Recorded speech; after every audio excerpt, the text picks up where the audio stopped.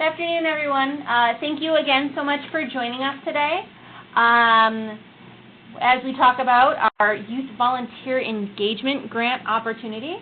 And just kind of as a few housekeeping things, we will be recording this webinar, and if you would like a copy of it, please let me know. I'm happy to share that with you. And then also, if you haven't done so already, if you could please make sure to put your phone or your computer on mute just so that we don't get any feedback. We'll make sure to leave room for questions. There's also a chat box. If you do have any questions, you're welcome to type that in there. We'll make sure to check that periodically throughout today's presentation and answer any questions that you may have. Great. Thanks, Katie. So thank you, everyone, for joining the webinar today. This is our Youth Volunteer Engagement Grant, as Katie mentioned. Really an exciting partnership that we have with Disney to be able to fund you as far as being able to engage more youth and families in meaningful service projects. And so we're going to spend a little bit of time talking about the grant, walking you through the grant application, as well as answering any questions that you might have about the specific program. As far as the reason why we're really excited to be here today, we have a wonderful partnership with the Y, and so today the funding we're talking about is specifically applies to you and what you're doing at the local level. And so what we're going to do is really talk about ways that we can strengthen the great work that many of you are already doing, whether that's through a new initiative or whether it's strengthening current initiatives that you have to engage youth in solving local problems and participating in meaningful volunteer events. My name is Scott Ganske. I am the Vice President of Partnerships at YSA. I've been here for 7 years, and really it's been such a privilege to work with wonderful organizations like the Y, and really I'm here to be a support to you and to answer any questions you have and to make sure that this is an exciting and process for you that doesn't give you any headaches, that really just makes you feel like you're comfortable and really have a good understanding of this program and what the expectations are, and ultimately for you to submit a good application so we can hopefully fund you. Yep. And my name is Katie Reich. I'm the Partnerships Manager here at YSA. Actually about to start my 3rd year here. Very excited for that. And I've absolutely loved being able to work with great organizations like the Y. Have worked with many of the YMCA affiliates in my time here, and I'm really excited to hopefully be collaborating with some of you on any applications that you may submit for this program this year. In that capacity, I'm also the manager of this program.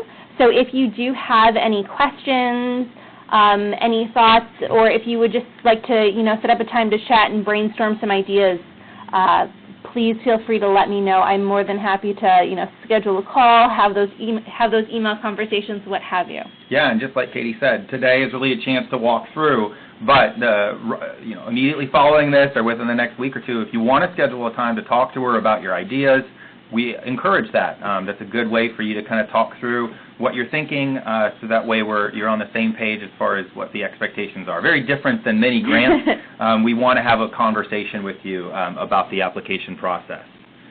Just to kind of dive into it as far as the grant details go, so really the goal of this program is to really increase the volunteer opportunities that you're giving to the youth that you work with. The age range is 5 to 18, and ultimate goal is to strengthen really your community.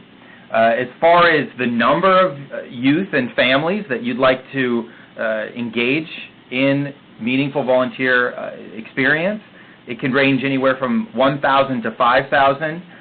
It really kind of equates to about $4 per volunteer, if that helps. So if you're applying for, if you think that you could engage 1,000 youth and families in service, then you would be looking at about $4,000. And if you're looking at a much bigger project with 5,000 or more, then that would be a $20,000 grant. So it really kind of fits within whatever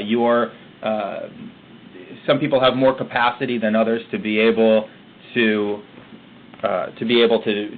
participate and have that many people participate in the service projects. We're looking from a time span here of October of 2018 all the way to April 2019. So that doesn't mean you have to have service activities take place in October. That just means that you have that range in order for you to get the 5,000 or 1,000 if you're looking at that youth to participate in lead really a volunteer project. And in some cases that might be ongoing. In some cases you might have 3 or 4 different volunteer activities that are taking place throughout the year, and so you can count those as multiple. You might have 4 events that engaged 250 youth and families, and that would get you to your 1,000 or more if you're going for more. And as it says here, the grant funds range from $4,000 to $20,000, and it really depends on what type of volunteer opportunity you are looking at. And so, Katie, tell us a little bit about how they could use, how the funds could be used. Sure. So one of the nice things about this program specifically is that the funds are essentially unrestricted. A few different ideas that organizations like yours may choose to allocate the funds for would be to build some type of volunteer program, organizational capacity to really think about different ways to engage youth and their families in service projects. In some cases, organizations may be interested in hosting a youth-led Day of Service project. So, for example, we have Family Volunteer Day, which takes place in mid-November, or you have MLK Day in January, and then Global Youth Service Day in April. So those are some days of service that you as an organization may want to put funding towards. And then lastly is also thinking about different ways to use your already existing programming, but kind of bump it up to the next level in different ways, and think about different ways that you can incorporate family and youth volunteers into those already existing events. So then we're going to just kind of jump into a few details about the actual application, kind of go through step by step, and really highlight a few things that we're looking for to kind of give you a bit of an idea as we go through. Yeah, and before you get to this page, you're going to want to make sure that you create an account once you've clicked on the application. On our YSA page, you'll see it on the YSA page. We can send that to the whole group here in a second, but we'll walk you through it. But after you kind of create an account there, we're sending the link to it right now. But the application, is on our homepage, YSA.org. You'll see kind of the link there in the scroll. And once you create that account, you can jump right in to the application. And so the first thing that you'll see here is for you to, describe your existing youth service, volunteer, or service learning programs. So, that could be anything from, yes, we do an annual day of service, or maybe there's miscellaneous types of activities that you've done throughout the year, just giving us a sense of kind of, how many youth you typically engage as volunteers. And then the next question there is to tell us about your experience organizing. Just give us a little bit of a sense of if you have organized any sort of volunteer activities, what has that looked like? All right. So then we also want to learn a little bit about how you go ahead and raise visibility, of your programs through your different communication strategies. How are you reaching out to maybe influence makers or local news outlets? Are you using social media? Are you using more traditional methods? We also want to know a little bit about the training that you are able to provide to people in your community, whether they're if you're at a national level or you're kind of the regional center, how do you reach out to people, how do you reach out to your affiliates or your members as well, and the partners, the other organizations or schools that you may work with. And for this too, we're not necessarily asking for you, especially if you're starting a new program, we're not asking you to automatically give us a training if you haven't even launched a program yet, but just give us a sense of how you typically work with the people in your network and what that process looks like. So this can be a little more informal as far as what that process looks like, but if you do have any, you happen to have some training materials or something that you wanted to show us, that just gives us a sense of kind of the look feel of what you've done in the past, with the understanding that if you receive this grant funding, you might you might already have it in the works to do something that you would prepare for the youth that are planning a project or for the people that you work with in your network. So then you're going to want to describe what your plans are to recruit youth volunteers. One of the things that's important to mention is when you're planning a day of service, and let's say you're engaging 1,000 or 2,000 or 3,000 youth and families, you want to make sure that they're actually doing service, not the beneficiaries of the service. Those are two separate things. For example, if I had a group of 5th graders and there were 20 or 30 of them, and they were mentoring 20 kindergarten students, of course that's an act of service, but you wouldn't count those 20 students that they're mentoring or reading to because they're the beneficiaries of the service. You would only count 30. If you have a big group of people for an awareness event, you want to make sure that that everyone there is doing something that's meaningful. And there's a lot of examples. We can send you, if you send us an email, we can send you an example of some projects that we've seen at, they're affordable, low-cost type activities that engage a lot of youth in service and are fairly easy to manage. And we can send those to you as far as an example. And then just describing your strategy of engaging youth. Again, just making sure that they're part of the process and that it's not more of just telling them what to do, but that they're actually involved in leadership.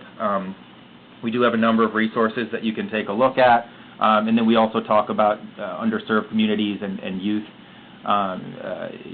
youth who are economically disadvantaged, talking about ways that we can just make sure that everybody at the table has at least an opportunity to be part of the planning. We know as you apply for a grant, obviously you're in the early stages of application, so you're kind of looking big picture here, but this just kind of says, yeah, we'd like, maybe it's committees, maybe it's students could work, maybe it's brainstorming a couple of things as you go throughout the process, but just making sure that you're involving the youth as much as possible in planning. Right. One of the other things that we're really interested in is kind of what are some different opportunities that youth will have to develop what we call kind of our 21st century skills, or our 4 Cs. So these are some of these different skills that youth can develop through service: communication, collaboration, critical thinking, and creativity. And these skills can then be transferred to their academic work or even post-academic life as well. And just kind of a different way to look at not only the impact that youth are having, but kind of what kind of impact does service have on youth. And you'll see a link there, too, to be able to take a look at those 4 Cs if you're looking for some of the examples. It just doesn't need to be too thorough, just enough for us to kind of understand that if a student's thinking critically about a problem, collaborating, how would they potentially be working in teams, what kind of creative ways would be built into the process, just so you have that built in. Yep. And then, so kind of another really great opportunity that you have through service is kind of being able to provide some input. So we want to know a little bit about, what are some ways that youth and their families may be able to provide some input or help with planning or leading some of these volunteer opportunities. We've definitely seen in the past that when youth are able to engage in the planning components, or as youth leaders, they definitely have a lot more of it definitely has a much greater impact on them, and they're often more likely to volunteer further on down the road because they have that stake.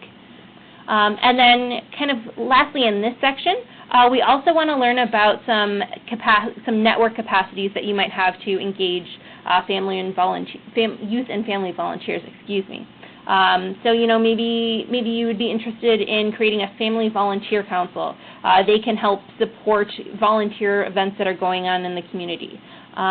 Similarly, you might want to actually, start some new volunteering events or create new resources that families and youth can specifically leverage, when they're working with you or elsewhere in the community.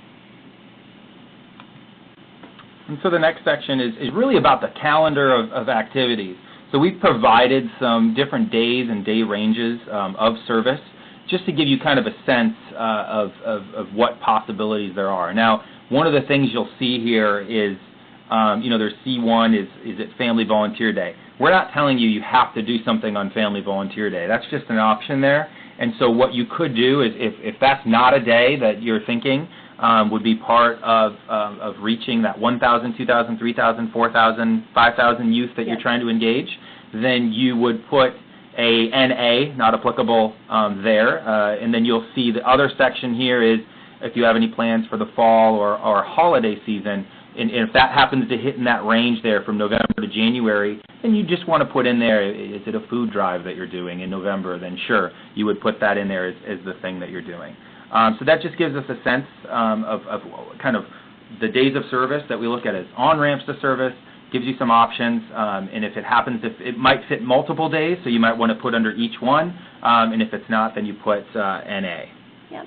And then some of those other on-ramps, we did highlight Family Volunteer Day as well as the fall and holidays, but we also consider MLK Day of Service, the winter-spring semester, if you will, and then Global Youth Service Day. Those are kind of the other big 3 on-ramps into service. And you might have a local day, too, where you live, that's a very meaningful day and a good opportunity to kind of have that. But, you know, this is one of those things that you'll see a lot nationally, so we figured we'd put it in there. It's good to have a national conversation, especially if you look at MLK Day. And when we say that, that could be MLK Day weekend. That could be, it doesn't have to be like on the day. Or Global Youth Service Day in April. It could be somewhere in the range. Really completely up to you, but those are some possibilities. And so, Katie, we've got the next thing here kind of talks a little bit about the breakdown. Remember, everyone, originally we talked about not having to have just one day of service to get your minimum of 1,000. What we're looking for is 1,000 for you to apply. So what does that look like here? Sure. So what I ended up putting together was just kind of a sampling of, you know, maybe some projects or some volunteer opportunities that that you may have. So this, in the case of this organization, they were doing a series of projects over the fall and holiday season. They were doing projects for MLK Day of Service as well as for Global Youth Service Day. So, you know, for this organization, they picked a couple, but, you know, it's totally fine if you do one. It's fine if you do all 5 or somewhere in between.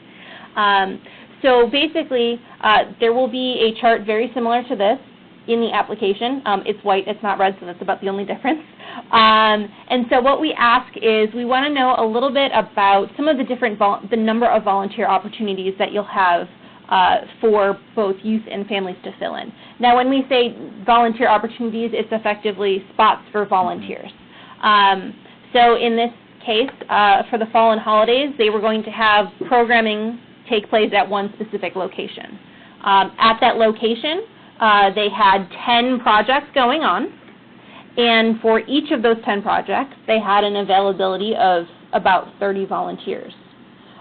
So when you look at the number of volunteer opportunities and the number of projects, so 30 opportunities for each of the 10 projects at the single site, it comes up with 300 total volunteer opportunities.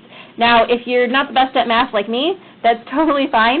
The grant application system actually will automatically tally the number of volunteer opportunities, so don't worry, there is no math involved. Just making sure that you have the 1,000, 2,000, or so on and so forth. That's for the capacity that you believe that your organization can meet. And so for Global Youth Service Day as another example, this organization anticipated having 6 program sites throughout their city or throughout their region for Global Youth Service Day. And they anticipated about having 2 events or 2 projects at each of those 6 sites with roughly 50 volunteer opportunities for each project. So that ended up putting them at 600 youth and family volunteer spots for Global Youth Service Day.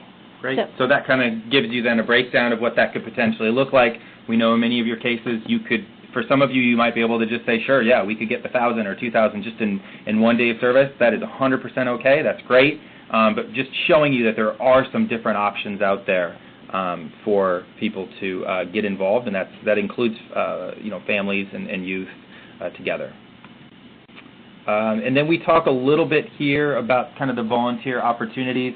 So again, for this grant, in order to receive the minimum of $4,000, you would need to engage 1,000 volunteer opportunities, similar to how we've been talking earlier, and that's for both youth and families, in any time from October to April.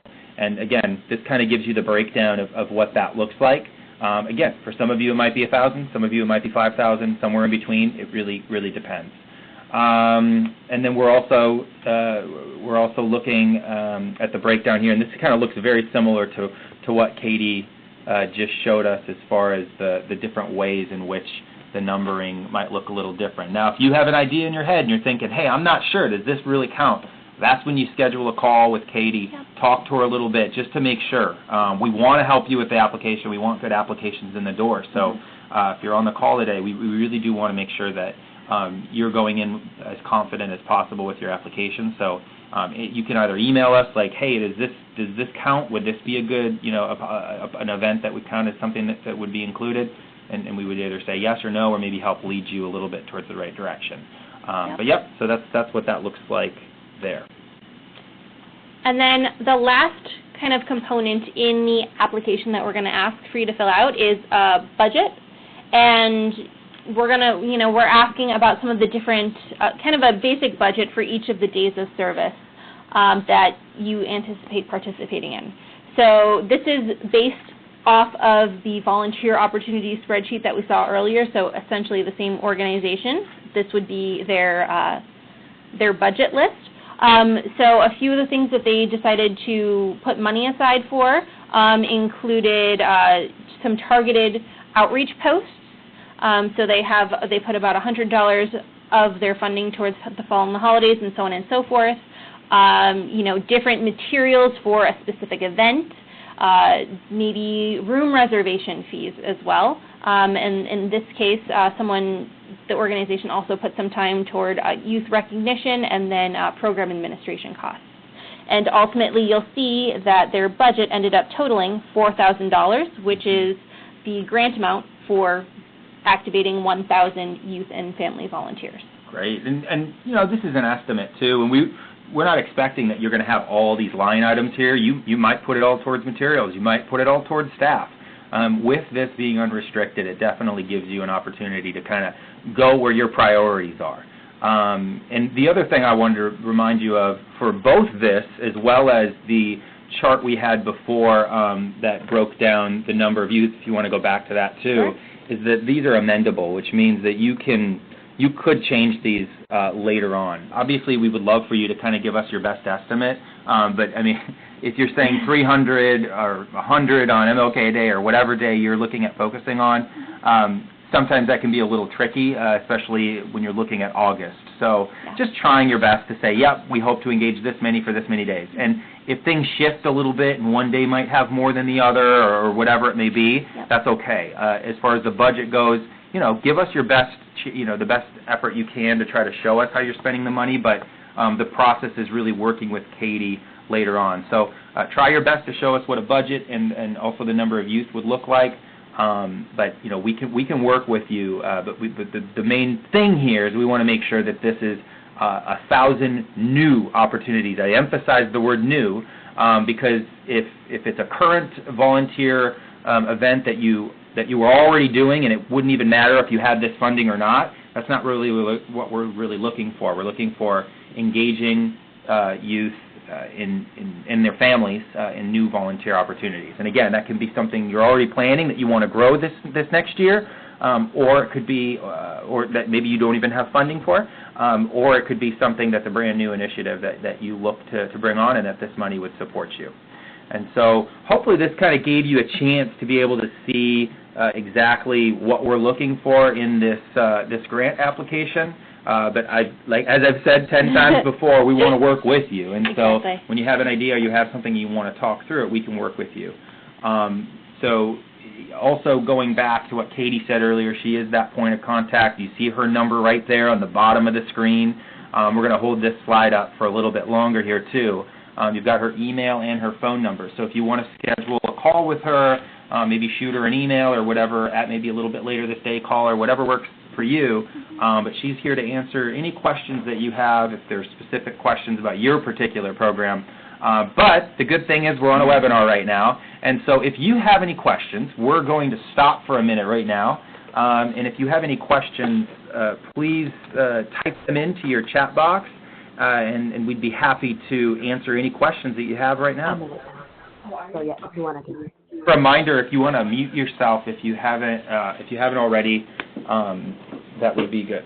Also, for those of you who may be calling in, because I know sometimes people may not be at their computer, feel free to, speak your question out Sure. too, and we'll make sure to share it out. You can unmute yourself, and if you have any questions, let us know.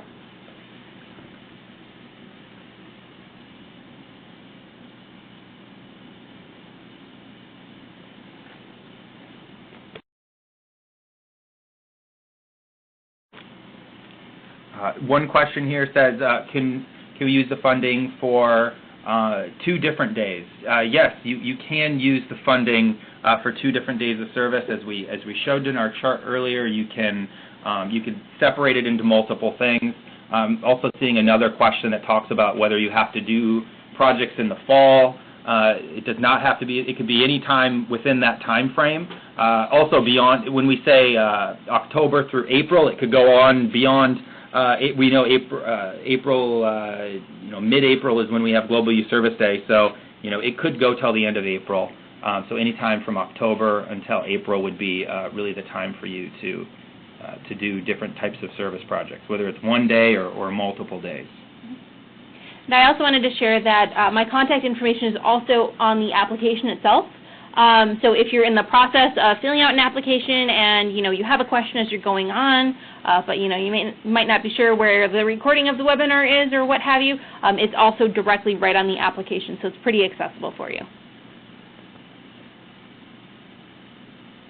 Another person asked, what does the reporting process look like? And so Katie will work with you on that if you get approved for the grant. And so that really is just keeping track of the number of youth and families that participate in the volunteer activity, as well as what kind of impact was made. Is it if you're picking up, if it's a beach cleanup, how much did you pick up? How many bags did you fill? If it's mentoring younger students in a school, how many youth did you mentor? So just kind of the basic stuff that you're probably already used to measuring anyway, but kind of just keep that in mind for funding purposes. Yeah, and we also love to see photos. Yeah. So we always ask for you to share photos with us in the final impact report, and we also love to see kind of photos as projects are coming to life too. Kind of seeing everything take form. Another thing is regarding the deadline. So the deadline for this application is September 10th, so you still have some time. I would highly encourage that you get something out there earlier rather than later. That way, if we have any technical or clarifying questions for you, then we can reach back out to you to double check what you mean. But the September 10th is the day that it would be due. And again, I mean, this is really a strategic partnership we have with YMCA as far as having this funding available for you. So we feel like, if you apply, we definitely want to make sure that this is the best experience possible for you. So there is funding available, so that's the good news, and it's specifically for you. So we already know that great things happen at the Y. We already know that there's some great service projects. So this is really just a way to either create new initiatives or strengthen the wonderful work that you're already doing.